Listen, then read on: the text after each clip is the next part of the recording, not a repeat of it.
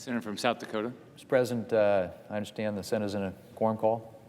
It is. I would ask unanimous consent that it be lifted. Without objection. Mr. President, today the Senate is taking the final step to send much-needed legislation to protect consumers from robocalls to the President's desk. I think we had hoped that this would be able to be packaged with a couple of other bills coming out of the Commerce Committee. I think the chairman of that committee, Senator Wicker, will address those later. A data mapping bill, a secure communications bill that deals with ensuring that we protect our technology from harmful elements, Huawei and those sorts of things, and I would hope that we can get those cleared at some point too. But today we do want to proceed with the robocall bill. And I will just start by saying that illegal robocalls have flooded Americans' phones to the point where many folks don't want to answer their phones at all. In fact, a recent report found that only 47% of calls Americans receive are actually answered. This means consumers aren't answering legitimate calls that could be alerting you of fraud on your credit card, notifying you that your flight has been canceled, or reminding you of an incoming medical appointment, all calls that are important to consumers. It is clear that no one is immune to these annoying and potentially dangerous calls. Scammers use these calls to successfully prey on vulnerable populations, especially elderly Americans, and they target the kind of personal information that can be used to steal your money or your identity. And when scammers are successful, the consequences for their victims can be devastating.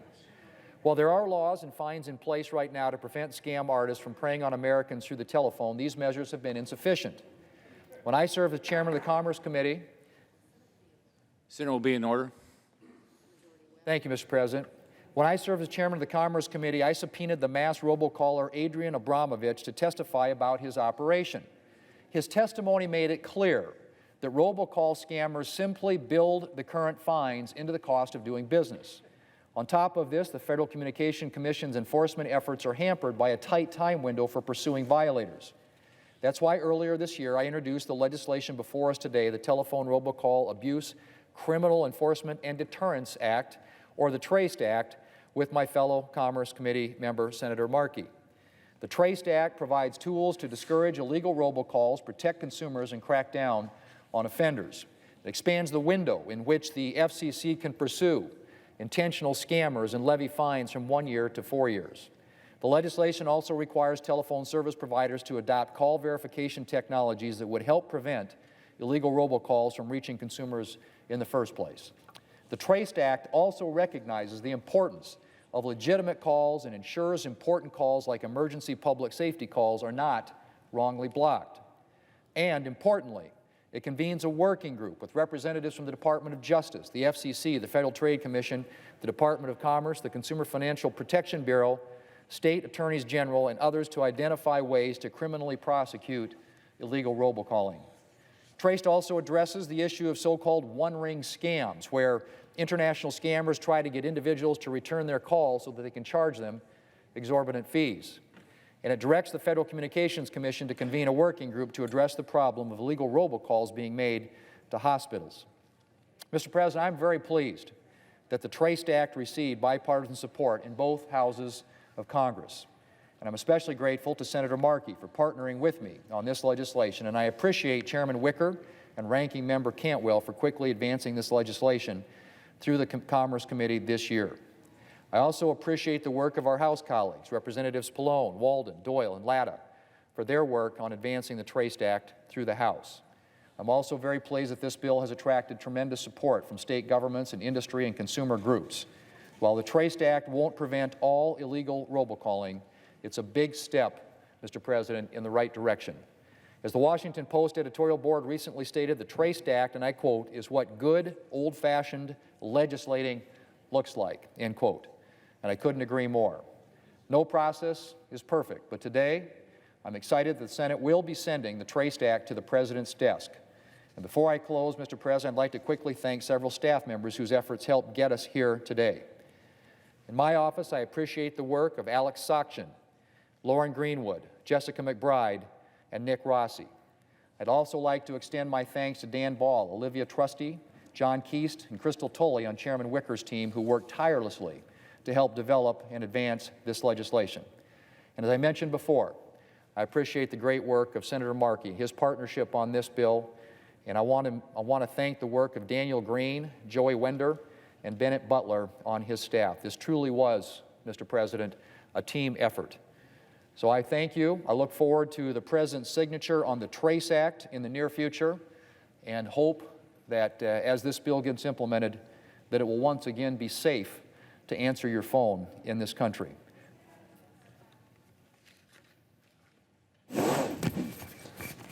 Mr. President. Senator from Massachusetts. Thank you, Mr. President. This is a big day for consumers in the United States, and I want to begin first by thanking my friend, Senator Thune, for his tremendous partnership on this legislation and the issue that we are discussing today, robocalls.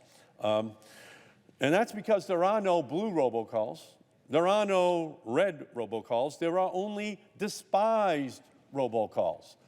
That is what is bringing this chamber together today. And so I thank Senator Thune for his great leadership. I thank Senator Wicker and Senator Cantwell for helping us to navigate this political pathway. Today is a big day. The daily deluge of robocalls that Americans experience is more than a nuisance in 2019. It is a consumer protection crisis. And so today, the United States Senate is sending Americans a holiday gift on everyone's list, stopping the plague of robocalls.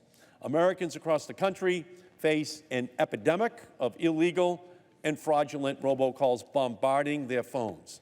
And while their telephones were once a reliable means of communications, they have been turned against us. They are now mechanisms for scammers and fraudsters who wish to cheat and to defraud. The numbers are staggering. In 2019, consumers have received an estimated 54 billion robocalls, and that's 6 billion more than 2018, and we still have 2 more weeks to go. The year isn't even over.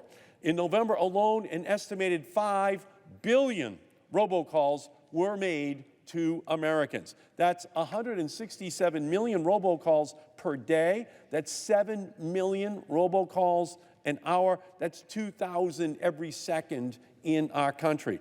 In the time it takes me to make these remarks, 10,000 robocalls will have been placed across this country.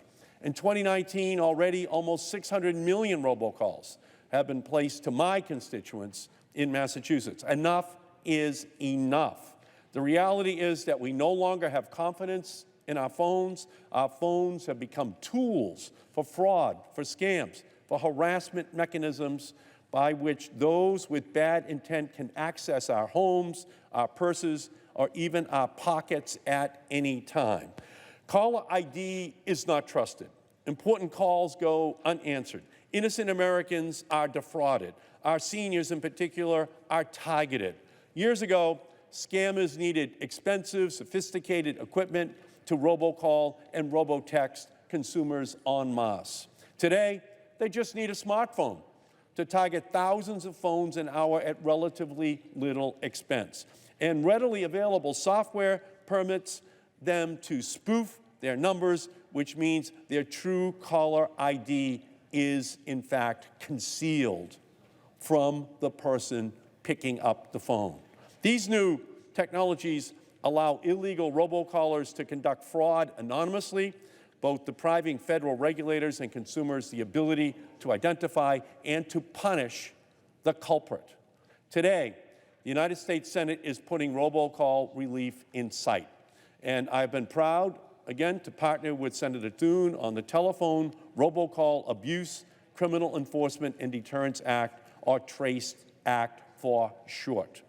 We introduced it earlier this year, and today is a culmination of that work in partnership with the House of Representatives. Stopping robocalls requires a simple formula, which we have included in the TRACED Act. 1, authentication. 2, blocking. 3, enforcement. First, this bill requires carriers to adopt call authentication technologies so they can verify that incoming calls are legitimate before they reach consumers' phones. This will be mandatory for phone carriers. Second, the Federal Communications Commission will require phone companies to block unverified calls at no charge to consumers. And third, we will increase from 1 year to 4 years the time for the Federal Communications Commission to pursue penalties for robocallers that intentionally violate the rules. This is a recipe for success, and that is what our TRACED Act does. And at the same time, this bill also ensures that emergency public safety calls still go through. The bill we will vote on today has enormous support across the country. 54 state and territory attorneys general, all commissioners at the Federal Communications Commission and the Federal Trade Commission, major industry associations, and leading consumer groups endorse the legislation and agree that the TRACED Act is an essential weapon in combating the rise of illegal, fraudulent robocalls. This robocall legislation is a political Halley's Comet. It's something we can all gather around and learn from. The robocalls we receive every day are neither Democrat nor Republican. They are a universal menace. They impact the elderly, the young, the small business owner, and the student. Our grandparents and neighbors, our teachers and our co-workers. Today, no one is spared from this consumer protection pandemic. Senator Thune and my efforts would not have been possible without the great work of groups like the National Consumer Law Center, AARP, Consumer Reports, Consumer Federation of America, Consumer Action, the National Association of Attorneys General, U.S. Telecom, CTIA, NTCA, and so many more groups. These groups join the chorus of countless Americans who have raised their voices and called on Congress to pass this bipartisan common sense legislation, and we thank you. And so, what I would like to do as well as Senator Thune is to thank my staff, Joey Wender, who is sitting out here on the floor with me right now, and Bennett Butler right over my shoulder, and Daniel Green, who worked on it, for Alex Sakjan, Daniel Ball, Olivia Trusty, Nick Rossi, Crystal Tully from the majority staff, all partnered to make today possible.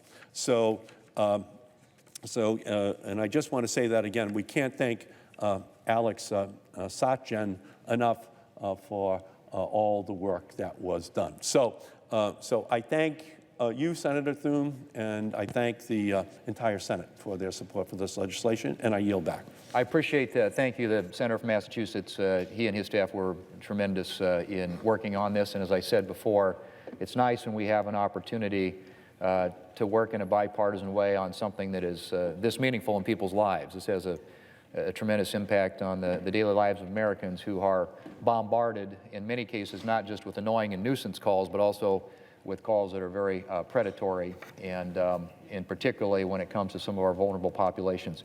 Mr. President, I have a unanimous consent request I need to get in here. I would ask consent that this be separate from the discussion that we're now having.